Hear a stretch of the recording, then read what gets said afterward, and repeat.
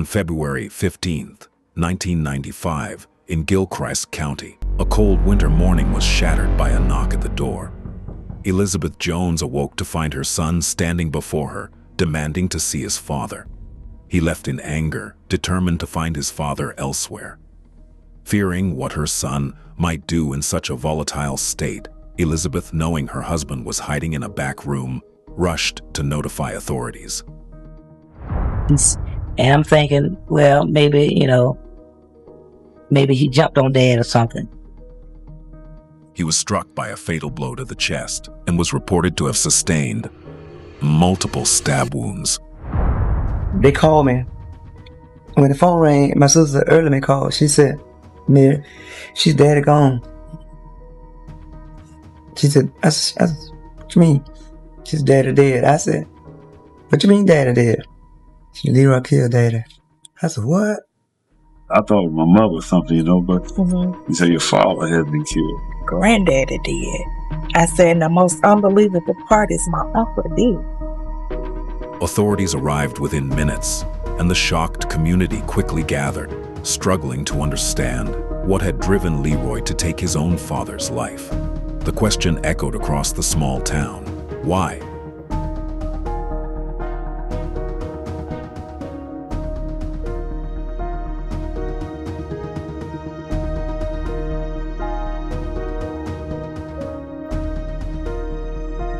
Too close to home.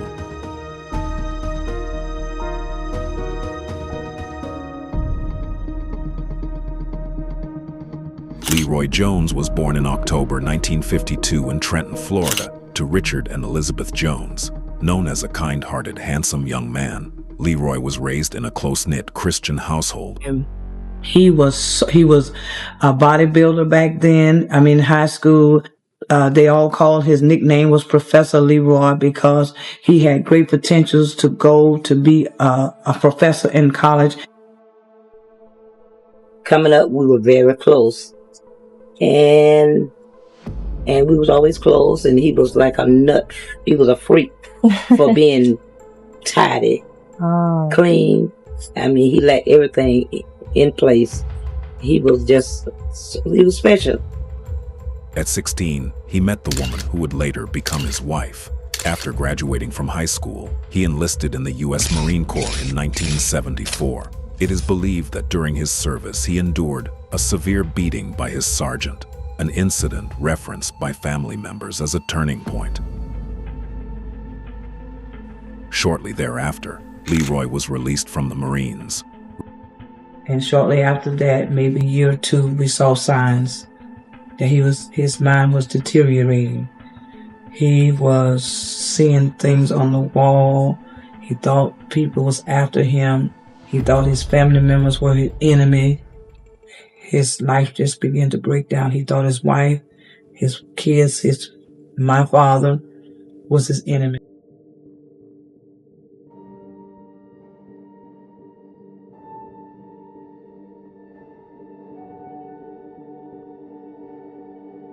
Richard Lewis Sr., born in 1926 in Camden, Alabama, later married Elizabeth, and together they raised 12 children. The couple eventually settled in Trenton, Florida. Richard was respected throughout the community as a hardworking man and a devoted father. He spent his career at the Georgia Pacific Sawmill, where he eventually retired. He never did anyone wrong. He was a meek, and he was a very humble man. He was gentle, and he loved the people. He was quiet, but he was very humble. I never seen him argue. I never seen him yell.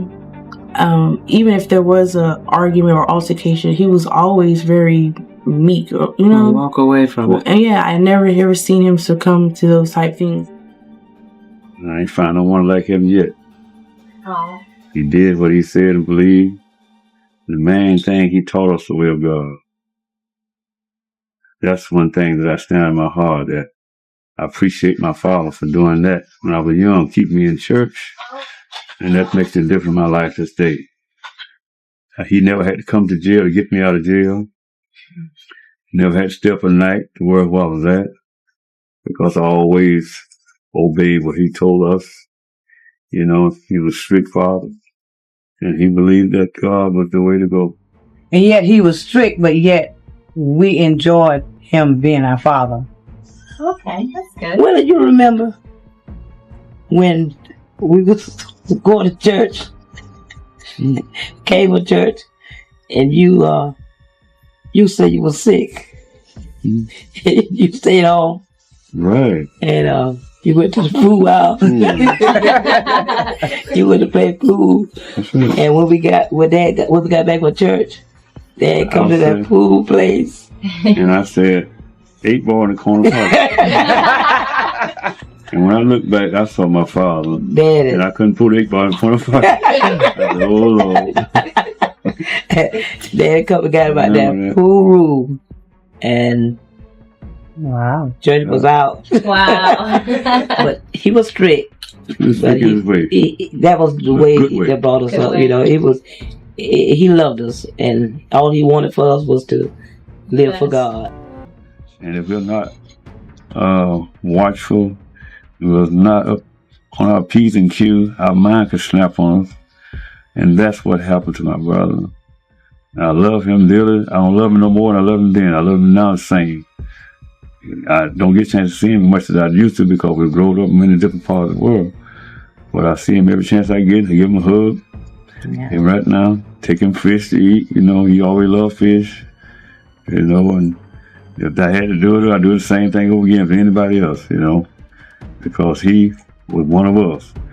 I don't have nothing, you know, animosity in my heart about him. You know, I don't have no animosity about what he did. It was out of control. I can just imagine, you know, well, I can't imagine actually, Mom. I just feel like every child is very close to their parents, and they have fond memories. In your case, Mom, you were very close to your father, I know. Do you have any fond memories, you know, growing up? I know you have many memories, of course, but any ones that kind of stick out to you when he was, you know, alive? I have many fond memories of my father. Actually, the kids, we all call him Big Daddy. One that stick out and that I will never forget is when I was about 11 and he took me fishing. Of course, he took all the kids fishing, but one particular day I was 11 and he decided to just take me fishing. And that's when I was taught how to bait a hook, and he taught me how to fish. So he taught me how to put the worm on the hook, and I enjoyed fishing from then on. So at least every other month, he and I went fishing together. And we sat and talked about just things in general, life itself. Those are the happiest days that I can remember. Aw, that's sweet. That's a sweet memory. Why haven't we gone fishing? I'm just kidding. And another question I really want to ask is, so I know we have a big family, and everybody they tease me about it. I get teased about it a lot, about how big our family is. I wonder how it was, you know, growing up with all those siblings in your house. I mean, all of them in your house. How was it growing up with a lot of siblings in your house? And I mean, I couldn't imagine that many growing up with me, because we had 4. You know, you had 3 girls and 1 boy. So, and I was the baby. So, kind of when I got older, I was kind of I was a loner, and only person that I spent time with was my brother, and the girls were, you know, into boys at that time, so they weren't really home, and, you know, they're in high school, about to graduate, go to college. So, you know, I just couldn't imagine. How was it growing up with a big family? Well, I can answer that question. You never liked to go fishing. You were the type that always in front of a camera, making movies, things of that nature. But to tell you about your uncles and aunts, there were 12 in the family, which included 7 boys and 5 girls. I was number 10. I am number 10. And so that leaves me down in the bottom, the lower. We grew up in a Victorian home, big yard. We had cows in the backyard, and we were very close. We were a very close-knit family. Everybody in this small town knew us, and the entire town respected our mom and dad. So when you saw one sibling, you saw all of them. So I know it's a tight-knit family. When was it that your brother, particularly, when was it that he started to change? What was it in him that, because I know a person doesn't just wake up and just say, oh, I'm gonna kill, my father. What was the, when was it, did you see the change in him, in his character, his demeanor, growing up? I'm sure there was some type of signs, or, were there signs? You have to understand that my brother at this point, he was so distraught and out of character till the small town was afraid of him. The people in the small town was afraid of him. His wife was afraid of him. His children was afraid of him. Matter of fact, his wife left him because he was acting out of character. He was so aggressive to his children. He was aggressive to his wife. He was aggressive to his father. He was even aggressive to other people in the little small town. And back then, because it was a small town, everybody knew him. And people was closing their doors. They didn't want to walk the street because he was just that dangerous. Wow, it's just, I just couldn't imagine sitting back and not doing anything about it, I don't know if it was my brother or someone that, in that situation, I don't know what I would do. I would just try to find some help or something. If I seen some type of changes, I think I would try to find some help. Did you guys take him anywhere? We had a family meeting, and my mom and dad and the other older siblings sought out doctors to take him. So we took him to a mental institution, and the doctor said that the doctor had diagnosed him of schizophrenia, and also my brother was hearing voices. These voices was telling him to do dangerous things to anybody. Mm. He would drive the small towns. He would drive in his vehicle 65 miles an hour in a 40-mile country road. And because he heard so many voices talking to him, he didn't know what to do. We took him to various places. For a couple of days, it seemed better, but to no avail. Frankly, I thought he was demon possessed. I believe so. A possession. Because we have to understand that we come from a Christian home, and so a godly home. Seeing that, it kind of was like, that's not him. That's something totally. That's something else. That's some type of possession that just. A normal human being doesn't act like that. Right. He had to have allowed some demonic forces to come in and enter his life. So something entered in him. Yes. Wow. Rumors circulated in the community that Leroy Jones had become deeply troubled. Some even claimed he was possessed, noting that he spent an unusual amount of time alone at the cemetery. Whatever the cause, the events of that February day confirmed that something within Leroy had profoundly fractured. His whole outlook started changing, even his clothing, and I knew there was something totally different, as though he was possessed by demon spirits. When was that initial, like, yeah, something is really going on with him? When I first got back, my mom asked me if I would go to his house and talk to him. And she had told me all the things that was happening, how she had to keep him locked up in a room because he was, he would hurt himself or something. He didn't like the color red. Oh. And it was just so many things. Unbelievable. I'm like, I don't even know him anymore. Wow. So she would say, he be in his house and won't come out for days. So she asked me if I would go to his house and talk to him and see if I can get him to come out. So I went to his house and I knocked on the door.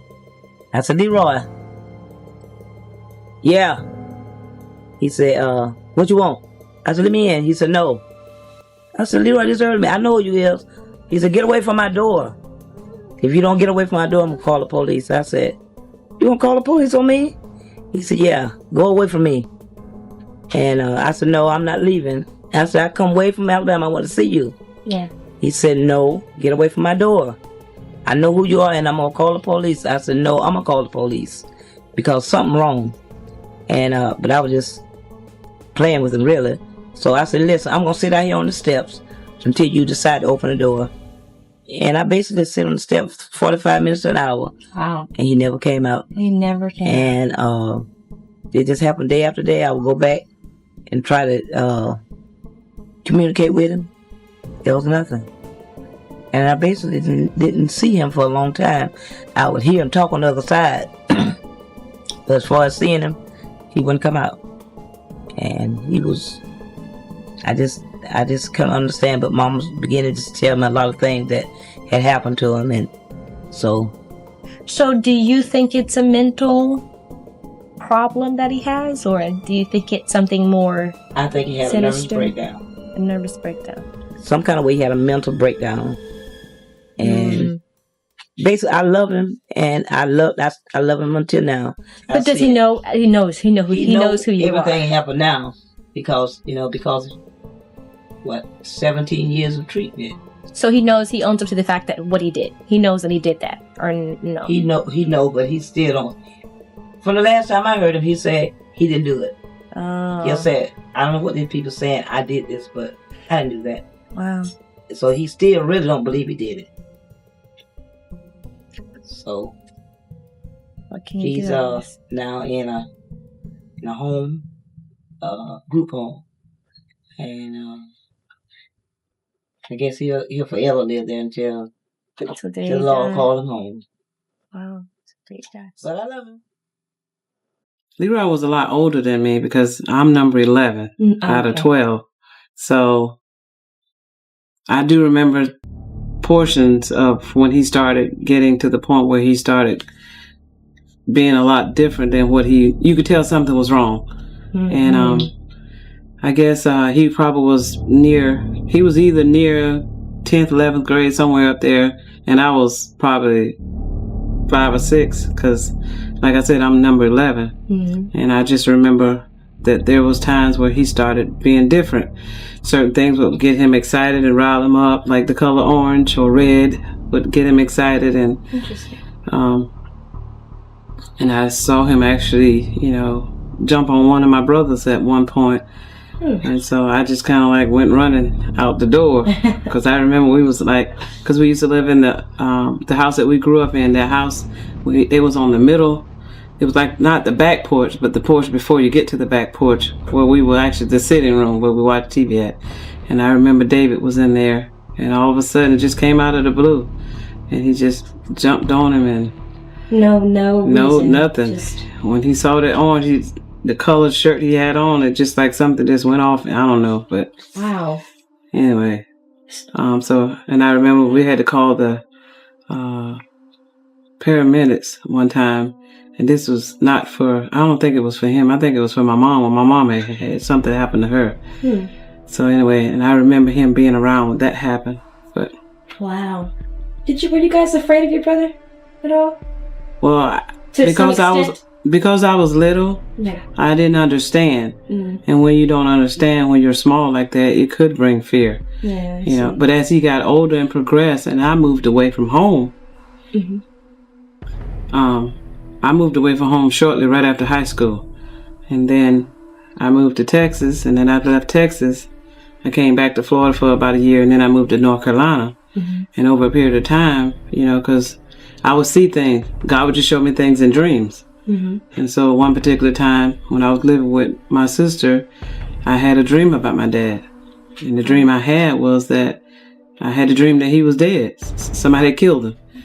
And I woke up in the middle of the night and I ran to upstairs and I asked my sister, told her what the dream was about, and asked her could I call Mom and Dad to make sure they were okay. And so she said, yeah, let's call. So I called. It was late at night because we were already gone to bed. Mm-hmm. So I ended up waking him up. And Mom said that he was fine, that he was in the bed, laying in bed right there with her.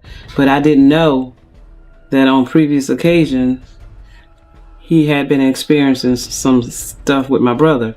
Wow. But anyway, about 6 to 8 months later, somewhere in there, he did die. And that's when he ended up getting killed. I ended up seeing it. But see, at that time, I didn't really know what to do with that. So it just frightened me. I wasn't sure. Once I called him and make sure he was okay, I was good to go. And I didn't think nothing of it.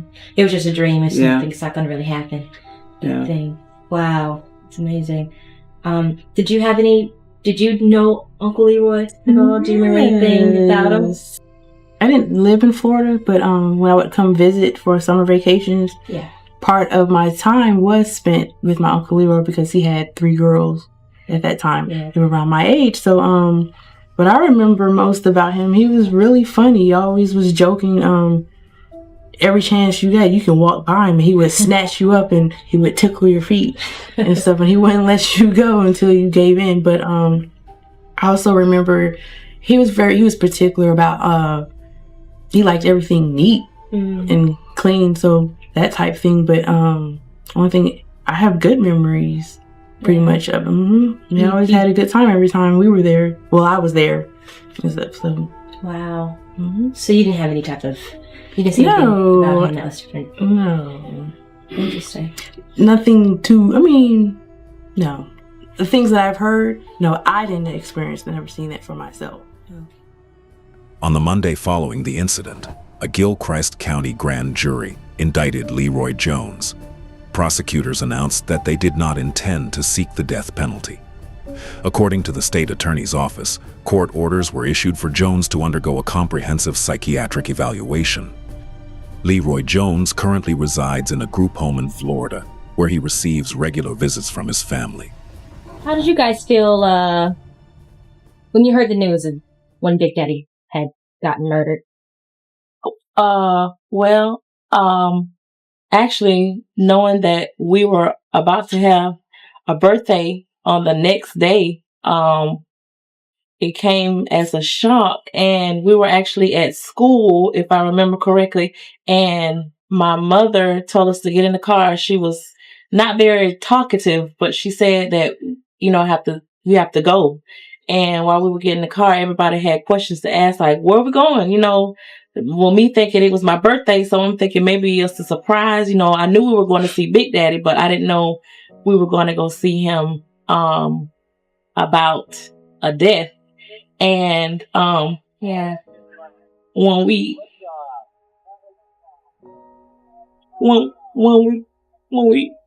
got further into Gilchrist County, as we were approaching the house, all I could see was just a lot of family relatives and tape and police, and I could just see a bag on the ground. And before we could get out of the car is when we got the news that, Big Daddy had died. And, being young, we wanted to know what's going on as well. And I could see my mom saying, no, don't get out. I think she wasn't prepared to tell us even then. So when we got out of the car, she said Big Daddy is dead and he's not coming back anymore. And that's when I knew that the party was over. Wow. And it came as a shock. And I was very, very, very hurt. And to this day, I sometimes carry that in my heart. Really? Wow. It came to me as, I'll never forget it. It was my first year in college. And I hadn't seen Big Daddy in probably a year or so, I guess. And Big Daddy was like more than a granddaddy. He was like my father figure, because we made the transaction from Alabama to Florida, and we was, like I say, we lived with Big Daddy, and he's the only man that I was really around.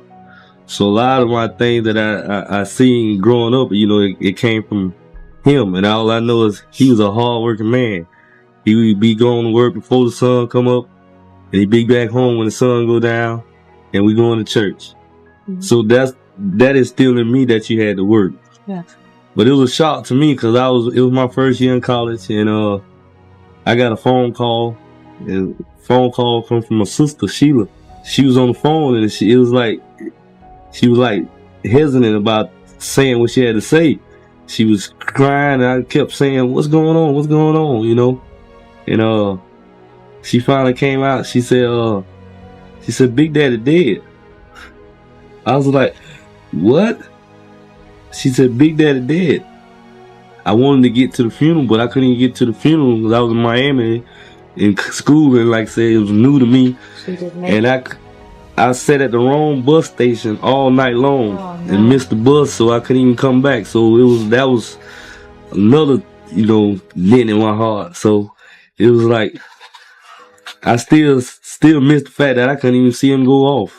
Wow. I used to stay at Uncle Leroy and them house because we lived right behind each other. So I spent a lot of time with them, with the kids at the house. So it's a lot of things I did see that they were dealing with and going with him in his stages, and a lot of times he wasn't in his right mind. Mm-hmm. But, nobody knew to the extent of where he was, of how serious it was. Yeah. And knowing that, Auntie Winnie was trying even that morning to get him help. Wow. Not knowing that, that's where he was doing that day when she was trying to get him the help that she was trying to get, that it was too late. So, only she knows what she dealing with all in the same morning, she there trying to get him help and can't get it. This is what he's done. Wow. When you got the information from Dad, and Dad said that Big Daddy had died, did he tell you who did it at the time? Mm-hmm. And how did you I was still shocked, how? Well, what had happened? But how it happened was, it started when he came to our house. Then went on from there. And I don't know, for some reason, I was like, I don't want to, I guess because he was acting crazy already when he came to the house. I was staying out there in the trailer, in the country. Oh, okay. Yeah. And so that's when Daddy was like, told Mama, he was like, can I stay here tonight? And Daddy was like, he can't stay here tonight. And so Mama was like, well, why my brother can't stay? And Daddy was like, nope. Because something ain't right. Yeah. So even y'all seen it in him? Yeah. I was thinking, I'm young, but I'm thinking okay, maybe I might witness something, so I'm gonna stay, in the room or whatever, and probably hiding under the bed if I need to or whatever, for real. So you guys are pretty scared I wasn't scared, but just knew something wasn't right. So Dad was like, "No, you can't stay here tonight," or whatever. Nope, can't stay here tonight, But he was like, "All right." So he left. That's when he went to Uncle Elwood's house. Okay. On top of the house. So Uncle Elwood was saying that he had a gun or whatever, and he was like, he'll shoot him because he was acting crazy. What is you doing on top of people's house? So that's when knew something went right. So couldn't get the Uncle Elwood. I couldn't get the Daddy, couldn't get Uncle Elwood, so I guess he got the Big Daddy. So wait a minute. Mm-hmm. Do you think he already had this type of? No, I would say it was already, like he was plotting, but it just, happened way. Okay, he couldn't get this one, he couldn't get that one, so okay, you know what I mean? Oh, okay. So knowing Big Daddy anyway, like I say, he this low key person or whatever, he speak, hey, how you doing, and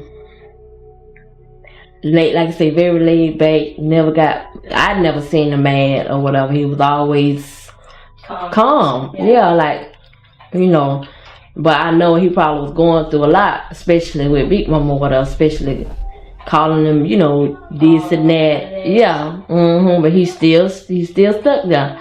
So then I was told too, before all that happened, that somebody, I think it was Auntie Winnie or whatever, and Big Mama or something, they went to the house, and he was sitting in the middle of the floor, and he had like washing powder, a bunch of knives and stuff, in a pile, Are you serious? Yep. And then the sad thing about it is that nobody did anything about it? No, they said the sad thing about it is he said he was hearing voices, and he went to Meridian and told them, I'm hearing voices to go kill.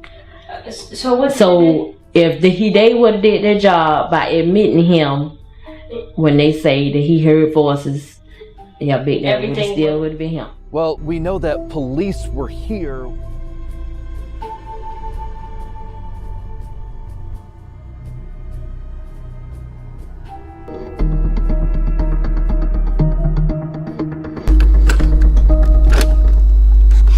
What happens when warnings go unseen? How do families carry guilt for what they never understood? What responsibility does society have when trauma is left untreated? Cases like Leroy Jones's don't form in a single moment. They build slowly, layer upon layer of trauma, untreated mental illness, and silent suffering that families rarely recognize until it's far too late. What his sister describes, the withdrawal, the unpredictable anger, the haunting stillness that settles into a person's eyes, these are classic indicators of a mind in crisis. They are the cracks that form long before anything breaks. And when those cracks are ignored, not out of neglect, but out of not knowing what to do, the danger grows quietly. A man can look normal on the outside while a storm rages internally. And when the support systems meant to protect people like Leroy fail to catch them, tragedy doesn't just become possible, it becomes almost inevitable. When we look back, we ask ourselves the hardest question. Could this have been stopped? Maybe. But families can't diagnose trauma. Communities can't treat what they cannot see. And the burden of unspoken pain doesn't just fall on the person suffering, it spreads. It touches parents who worry, siblings who watch helplessly, children who grow up trying to understand what went wrong. This is the part of the story most people never hear. The years of confusion, the guilt that survivors carry, the endless search for answers that may never come. Tragedy doesn't end when the violence stops. It lingers in the silence afterward. And yet, in the shadow of what happened, one truth remains. The question of why will always echo through this family's history. But so do the memories of the man. Richard was a father, a provider, a man loved deeply. And even through the pain, there remains a complicated, enduring love for the son and brother who lost himself long before that tragic day. When families witness sudden changes in a loved one, severe mood swings, social withdrawal, unusual beliefs, or unexplained aggression, it can be frightening and confusing. But the most important step is to speak up early. If you notice concerning behavior, reach out to mental health professionals, local crisis hotlines, or community health centers. You don't have to know what's wrong, you only have to make the call. Early intervention can prevent crises before they escalate. If someone is acting unpredictably or appears to be a danger to themselves or others, do not handle it alone. contact emergency services, request a wellness check, or speak to authorities trained to evaluate these situations. Safety must come first for everyone involved. Families should also remember that they are not to blame for what they can't recognize. Mental illness is complex, and it often hides in plain sight. But when a community comes together, when people learn the signs, trust their instincts, and seek help without hesitation, lives can be changed, and sometimes lives can be saved. There's a lot of memories of my dad. I remember one time me and Dad were going to church down there, and we walked to church, and we get ready to come back, and he said, "I beat you back home." I said, "No, you can't beat me back home, Dad." He said, "Yeah, I'll beat you back home. You go that way, I'll go that way." And I went to the left, and he went to the right, and we ran, and I thought I was going to beat home, but when I got here, he was sitting on the porch. He was sitting on the porch. I said, "Dad, how you got home that quick?" "Yeah, I still moving. You all right?" Yeah, that was one thing I remember. And then another thing, Dad used to tell me in church. He used to tell people in church, "I love all my boys, but that one right there," he said, "me and him is like the brother and I. We just real close." I said, "Yeah, sure is, Dad." I said, "I love my dad." Many things. We would go fishing together and we talk. I talk a whole lot of things. But if I had to do it all over, I would give my life my own dad. I would take his place. Sometimes think about it, it hurts bad.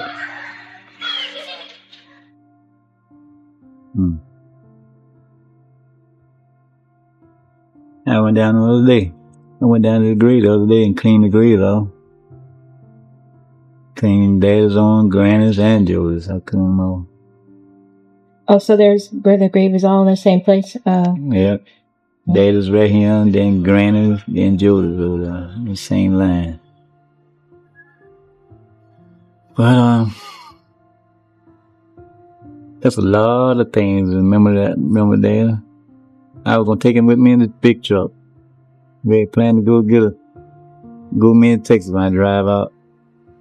And they said, "I'm going." "Yeah, I'm going." He said, "Okay." And we were preparing to go. And every time I come home, he'll meet me down there and pick me up. And a particular morning that tragedy happened, it don't miss a Monday that I'd never come here to see him on that Monday. And on that particular Monday, I did not come this way. I don't know why I didn't come. Out of all 6 years, I come that Monday. But that particular Monday, I went another way, stopped in Gainesville, and stayed one night over there. And that same night, I had a dream. But it wasn't a pleasant dream. It was something about a lot of people gathering. And woke up that morning and I had to take a load to Savannah, but I wasn't in no hurry to go. And after that, about 10, 20 minutes after that, we had a phone call telling us to get over here because something pretty bad had happened. And I told them on my way coming over, I said, "Yeah, we see a lot of people down there. I can tell y'all something really bad done happened." When we got down by Ruby's store down there, we couldn't even hardly get down to his house. Was that packed? It was that packed. The highway was packed with people, and they had just picked that up off the ground. And after I seen Mama, and after they told me Dad was gone, I don't know what happened to me that time. I can't recall another 30 minutes. I don't know what happened. I went out or something.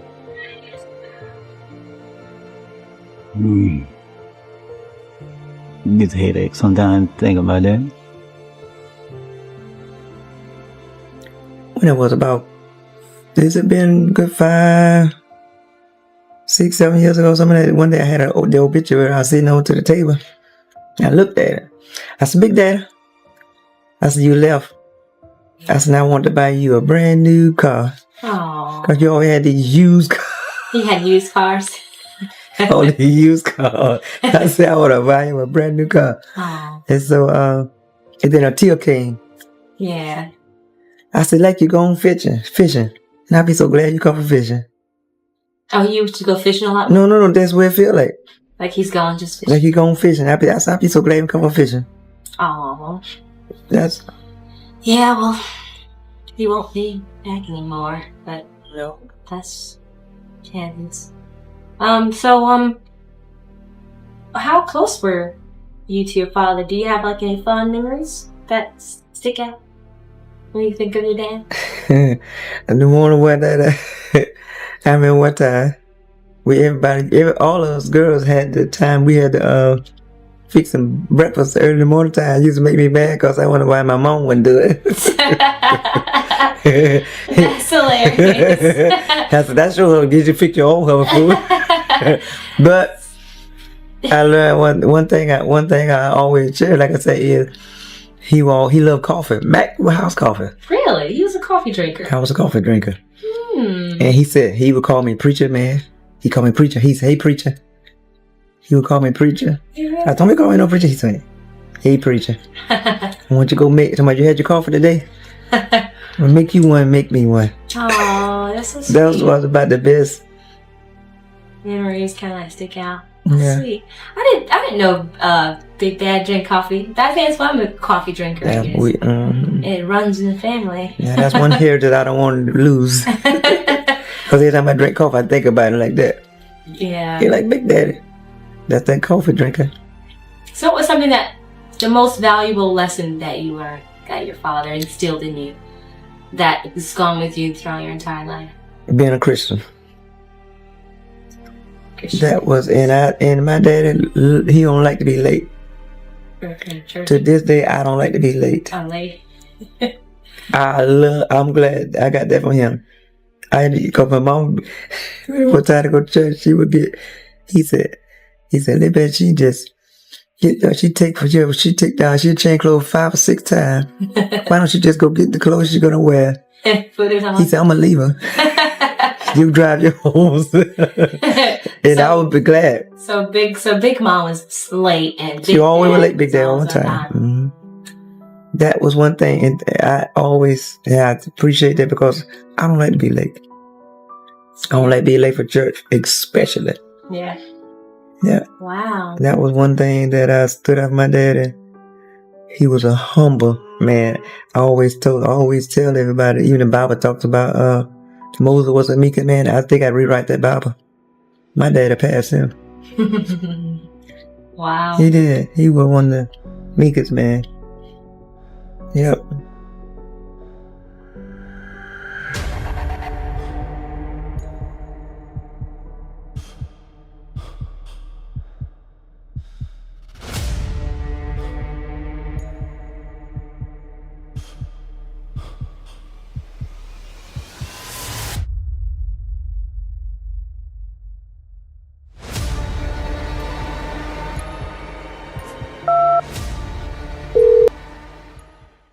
Hey, Auntie, can you hear me?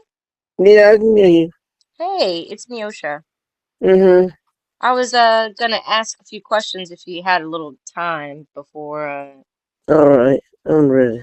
Okay. What was your brother like when you were growing up? What was he like? Oh, he was all jolly. Always had something. He was doing a lot of stuff. Happy.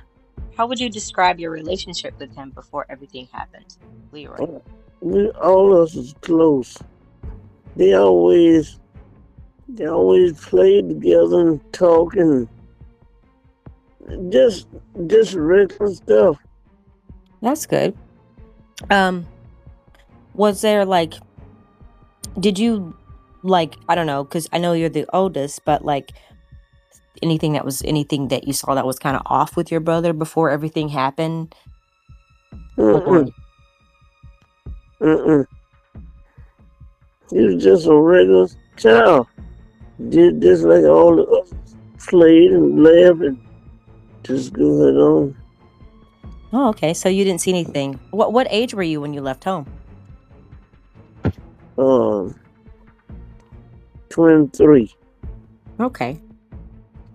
And I guess everything happened and when everything happened with Leroy and you know, with all that, you were long gone from the house by then. Well, what age were you then? Oh Lord. I don't know. I think I was married then. How would you describe your relationship with your father? Oh God. Excellent. My dad was a daddy indeed. I mean, he was always there. Anything I wanted, we just talk, and we go to fishing sometime, and in church all the time. I had a good relationship with my daddy. That's good. I miss him too. No, I'm sure. How did the family dynamic shift before that day? Like, how did it work? Because I know the family's really close at one point, but I'm sure it kind of did it make the family, I don't know, in your opinion, come together, or did it kind of divide the family when all that happened with Leroy? No, we was already close, but we got close again because it was that happened. Oh, that was tragic. And tragedy, if you're a family that's close, it brings you closer. But it was hard to accept. It's hard to accept. Yeah, I'm sure. I'm sure it was. But when you heard about that day, and when you heard about what happened that day, I don't know, can you describe like what was the hardest part of that day? You know, where were you at, and you know, did you were you did you talk to your mom or? No, I was at the doctor's office. Me and my husband was at the doctor's office. I think Junior called me, and I was almost finishing, ready to sign out, and oh Jesus! When he said that, I said, "Oh no!" I started crying. And I'm curious because I asked a lot of the family members, and Auntie Carolyn said that, he would kind of trip over the color red and all kind of stuff. But what do you think contributed to the change of him? Because I know he wasn't always like that. I don't know. I think that he had been in the Marine. I wasn't home then. I had my own house. I was out. I didn't live in. I think I lived in. Gainesville, Virginia one. I'm not sure what I was living, but I wasn't there when all that stuff started happening. Yeah. I would come like a weekend, then I'd be going back home. Gotcha. Do you feel society understands what it's like to love someone who did something unforgivable? Oh, I forgave him. We forgave him. I think that takes a lot, I mean, obviously you love him, but, Yeah, because of Jesus, that's why we had to forgive him. Yeah. Have you visited him since everything happened? Your brother? I talked to him. Oh, okay. And how does he seem now? He know who we are. What do you wish people understand about situations like this? Like, what do you like when someone watches this one day, and because I believe that we go through things to which can be a testimony for other people to learn from, learning forgiveness or whatnot. But what do you wish people understand about the situation that happened so long ago? Well, you won't never know what happened to a person that you in those same shoes. I'm finding that you can't judge a person. You got to forgive them. It was hard for me at first, but after time, I forgave him. But right then, Yeah, it was hard, I'm sure. Yeah. How do you want this story, of what happened and your dad legacy to be remembered? Like, when someone sees this, you know, what do you want people to take away from this? My daddy was a man of God, and he loved people. Let them see that in a bad situation, good came out of it. By him knowing Jesus, that's the best thing. Yeah, I love that. Rest of your evening, a good evening. Thank you, Auntie. Love you so much. I love you too. You All right. take care. I will. You too, Mom. Blessing. Through this entire interview, what is so ironic to me is that everyone said that they forgave him for what he did. And that, to me, is amazing. Like, to forgive someone and to say that you still love them is truly the power of forgiveness. And I would say that it's one thing that I've learned. I mean, I didn't really know my grandfather well enough because I'm fairly young. If he's looking down on us right now, I would say he wants us to forgive. And I think everybody, any kind of problem that you have, I think it's best to forgive and to keep loving that person no matter what. Yes, they made a mistake. Yes, things happen, but never hold grudges. Yeah. Life's too short.